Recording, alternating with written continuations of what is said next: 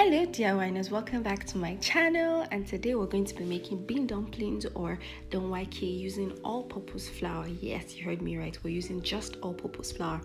So first you're going to add some flour into a bowl. You're going to go with some kuka or baobab leaves. Now don't worry about the detailed recipe, I'm going to drop it at the description box so that you can always refer to it.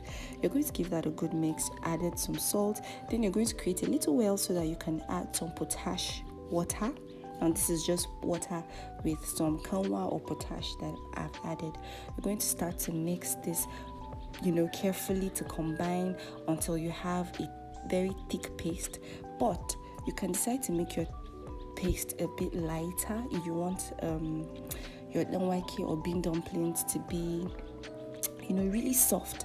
But me, I prefer it to be a bit firm, so you'll notice that my batter was a bit thick. Now don't worry, it's all preference. And I didn't mention, if you would want a lighter colored danwake, then you're going to use half of the baobab powder. I used 1 tablespoon, so you can use half.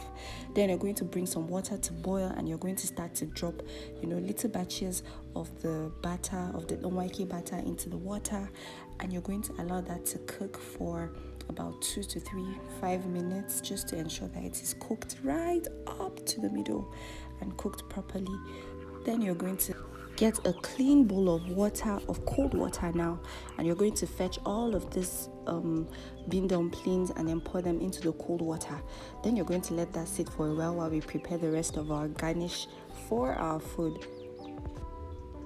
So simply you're going to just fry some sliced onions in vegetable oil, and once that's done, you set it aside. Then you start to plate your danwake. You can see how beautiful it is.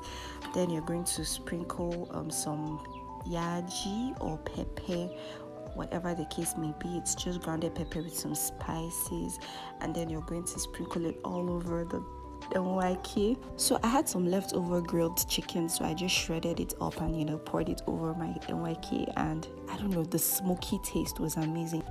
Then go in with your sauteed onions and oil, and then you're going to sprinkle a little bit of seasoning cubes. This is optional. If you don't eat seasoning cubes, you can just let it be, but then this is how the dish comes together.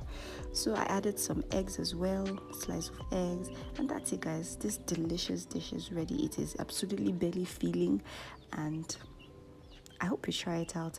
Please remember to like, share, and subscribe if you haven't done so, and I'll see you in my next post while I enjoy my dish. Bye.